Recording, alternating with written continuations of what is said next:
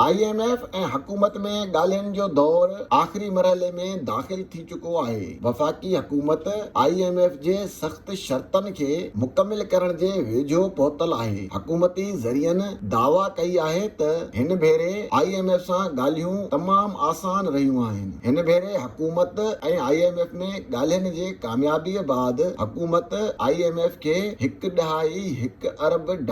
किस्त जारी करण जी सिफारिश कंदी, जंहिंजी मंज़ूरी IMF जे एग्जीक्यूटिव बोर्ड तरफ़ां ॾिनी वेंदी। IMF ऐं हुकूमती नुमाइंदनि विच में हलंदड़ ॻाल्हियुनि में IMF खे यकीन ॾियारियो वियो आहे त बिजलीअ जे क़ीमतनि में इज़ाफ़ो करण लाइ पॉलिसी जोड़ी आहे, जेका 1 जुलाई खां लागू कई वेंदी, जॾहिं त बिजली वाहिपेदारनि ॾांहुं बिजलीअ जो रहतूं वसूल करण लाइ हर महीने टिमाही ऐं सालाना एडजस्टमेंट पिणु कई वेंदी, जंहिंसां मईशत जे इस्तेहकाम लाइ क़दम खंया वेंदा। IMF जे वफ़द खे बिजलीअ जी चोरी ऐं रिकवरीअ जी पॉलिसीअ में बि सख़्ती करण जो यकीन ॾियारियो वियो आहे, जॾहिं त IMF वफ़द तरफ़ां बेनज़ीर इनकम सपोर्ट प्रोग्राम जे मुस्तहिक़ीन खे मिलंदड़ किस्त खे तहफ़ुज़ फ़राहम करण ते ज़ोर ॾींदे मुतालबो कयो वियो आहे त मुल्क में मुस्तहिक़ीन जी मॉनिटरिंग करे उन्हनि जो तादाद वधायो वञे, जंहिं ते हुकूमत तरफ़ां IMF